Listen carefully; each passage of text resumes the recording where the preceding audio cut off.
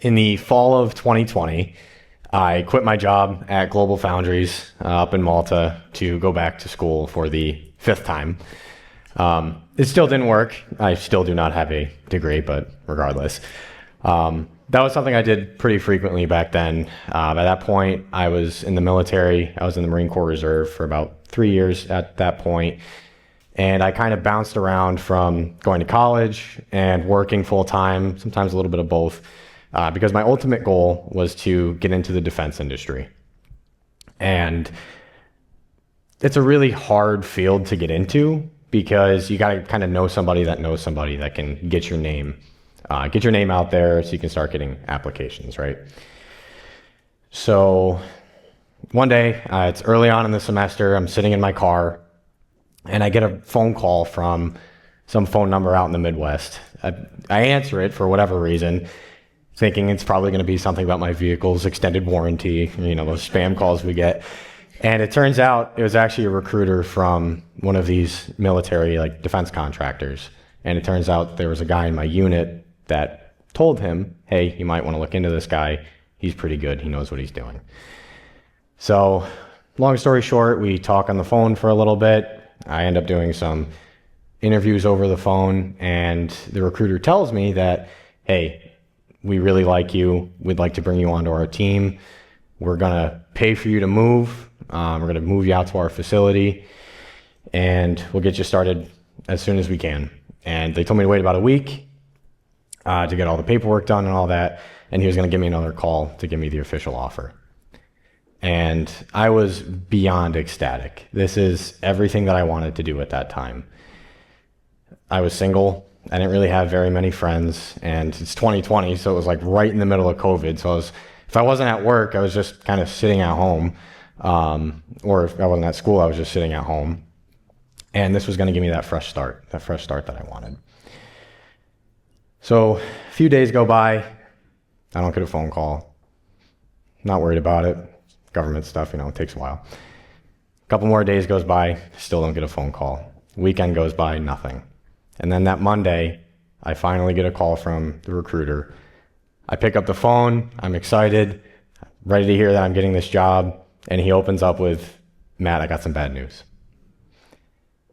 Another Marine put in his application that previous Friday, and he had a couple more qualifications than I did, and they hired him instead. And I was absolutely devastated. This is everything that I wanted to do, and it gave me that opportunity to have a fresh start in a new place, and I was so ready for it, and I was absolutely devastated. And as I think back on that moment now, I realize that that's something we do pretty frequently, right? We make our goals, we set these plans, and we have these ideas of things that we want to do. And how often do those fall short? How often do we have these goals and something doesn't work out, and we fail? And we just feel absolutely lost and broken and devastated. Or on the other end of that, maybe we have a success in something, right? We finally accomplish that goal, we do whatever we wanted to do, and it actually ends up being a disappointment, and it's not what we expected it was. Maybe you're in school right now, or you just finished school and you just started that new job that you've been working for years to get. You got that degree, and you start that job and you say, this kind of sucks. This isn't what I expected it to be. This is boring. This is disappointing. And you feel like all that work you just did was for nothing. You feel like you put in all that effort for nothing. Or maybe you're single and you've been trying to get out there a little bit, meet new people, make connections, and you finally found somebody that you're starting a relationship with, and everything's going really well, you connect really well together, and then all of a sudden something happens and that relationship falls apart, and you're alone again. And you feel like all of that effort that you did was for nothing. Maybe you're on the opposite end of that. Maybe you're getting a little older, getting closer to retirement, your kids are grown up, they're moving out of the house, but you don't want to retire yet because you feel like everything that you've done so far, all that work you've done for decades, it's all just going to be gone. And you have no plan after that. And that can be just as scary. So what can we do? What can we do in those moments when we feel that loss? We feel that pain and that disappointment. We need to trust that God's plan is better. We need to trust that God's plan is better. So, on that note, we've finally finished Ruth.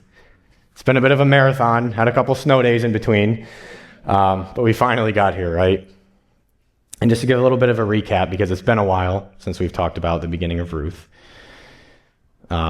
Naomi moves out to the country of Moab with her husband and her 2 sons. And in a very unfortunate series of events, Naomi's husband passes away and her 2 sons pass away.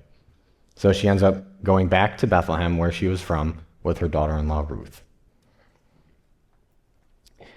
And when they get back to Bethlehem, they need some money. They need something. So Ruth starts to just go work in the fields and just kind of picking up scraps just so they can have something to do. And when she's out there in the fields, she meets a man named Boaz. And Boaz is something called a guardian redeemer, and he has the ability to reclaim Naomi's husband's land and to marry Ruth and to kind of fix all those issues that they had, right? So Ruth and Naomi make a plan, and they take action, as Pastor Will talked about last week. They made that plan for Ruth and for Boaz to get married, and we see in chapter 4 that worked, right? Chapter 4, verse 9 through 10, Then Boaz said to the elders and all the people, You are witnesses this day that I have bought from the hand of Naomi all that belonged to Elimelech, and all that belonged to Chilion and Mahlon, and also Ruth the Moabite. The widow of Mahlon I have bought to be my wife, to perpetuate the name of the dead in his inheritance, that the name of the dead may not be cut off from among his brothers and from the gate of his native place. You are witnesses this day. Their plan succeeded, right? Ruth is now married. The land has been redeemed, reclaimed by the family. This should be a joyful moment, an exciting moment, something where they should be singing praises to the Lord, right? But we see something different. I'm going to jump back to chapter 1, because it's been a little bit since we've been there. Ruth chapter 1, verses 19 through 20.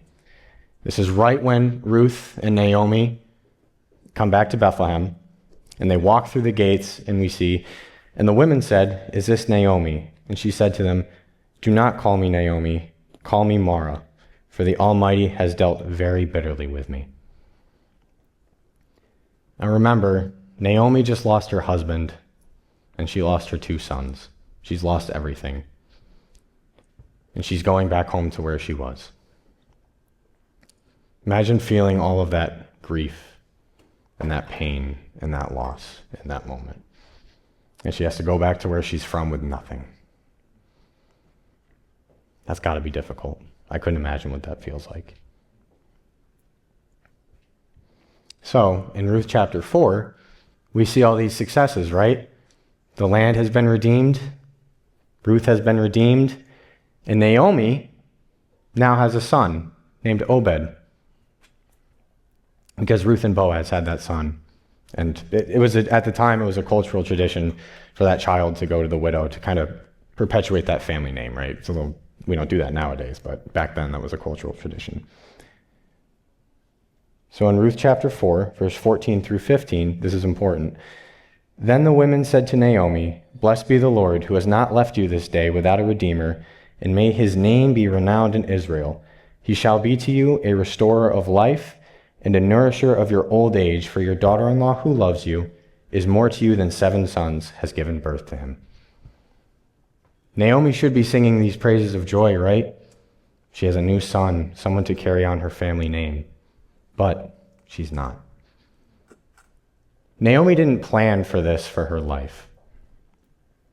Naomi's plan was to move to Moab with her husband and her sons and to live out there. But in this turn of events, she's had to go back home, and while all these good things may be happening, she's still feeling all the pain.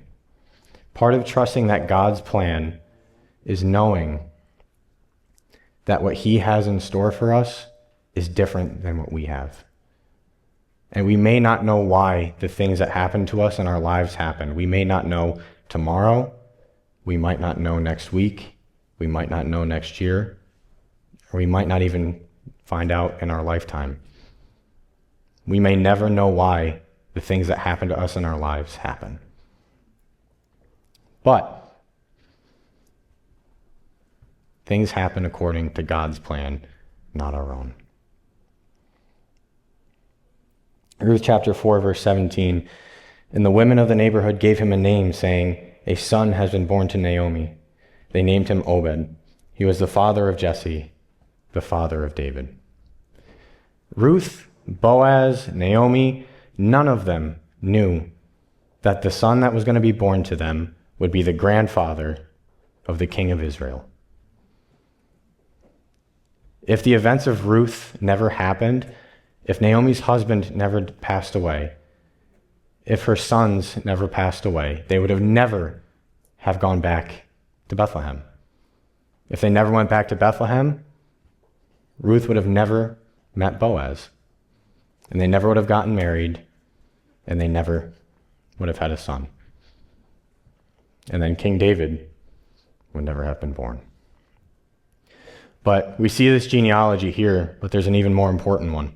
There's an even more important genealogy that we see after this. And if we skip forward a little bit to the New Testament, right? Matthew chapter 1, we see that same genealogy again. Salmon, the father of Boaz by Rahab, and Boaz, the father of Obed by Ruth, and Obed, the father of Jesse, and Jesse, the father of David the king. And David was the father of Solomon by the wife of Uriah. And I'm not going to lie, there's a lot more names in that genealogy. I don't think I have enough time to read them all, and to be honest with you, I can't pronounce half of them. So, skip a little bit. In verse 16 of Matthew chapter 1, and Jacob, the father of Joseph, the husband of Mary, of whom Jesus was born, who is called Christ. If the events of Ruth never happened, Jesus would not have been born. All of the pain, all of the sacrifice that Ruth and Naomi felt directly led to the birth of Jesus Christ. Trusting that God's plan is better is knowing that everything happens according to his will and not our own. So how do we trust in 2025? How do we trust that God's plan is better? If you're a believer, it's pretty simple. We don't need Boaz to redeem us. We don't need someone to redeem our land. Because if you're a believer, Jesus has already redeemed us. Through the sacrifice of Jesus Christ on the cross, we have already been redeemed. And we know what God's plan is for us. We can trust that God's plan is better because we already know our ending. We already know that at the end of our stories, where we're going, and it's God's plan to bring us home through the sacrifice of Jesus. Redemption means to be saved at a price. And Boaz redeemed the land, and he redeemed Ruth. But in order to do that, he had to pay the town to get that land back. And Jesus paid with his life. He paid with the crucifixion on that cross. So we don't have to. We don't have to feel that.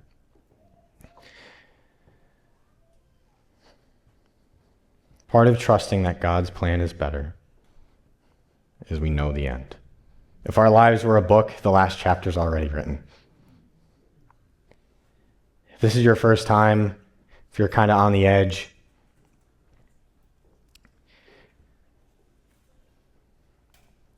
this is important. The redemption given to us by Jesus is the way to heaven and the way to salvation. If someone had told me that when I was feeling that pain and that disappointment and that loss of not getting that job, when I felt completely empty, if someone had told me that 6 months after that, I'd be scrolling through a dating app, Bumble, and I'd meet a woman named Carly, and that she eventually would become my wife and that we would have a son, I'd say that you're absolutely nuts. That was not in my playbook for that time. I had no intention of getting into a serious relationship or getting married at that point. Or 9 months after I didn't get that job, that I'd start my career in a field that I never expected to be in. And in fact, it was a career that I said I would not do because it was something my dad did. And I heard all the stories growing up and I was like, no, that's not for me. I'm all set. I'm going to go do something else. That wasn't in my plan, but it was in God's. We need to trust that God's plan is better. So maybe you're in that job that you hate. Maybe you're single and you're feeling lonely. Or maybe you're afraid to retire because you don't know what to expect. You need to trust that God's plan is better. What if tomorrow Pastor Will or Pastor Josh gets a call from the senior center and they say, hey, that's it, building's condemned, can't come back here, we got nowhere to go. And Fireside loses its place, right? What do we do as Fireside? We have to trust that God's plan is better. And everything happens according to his purpose.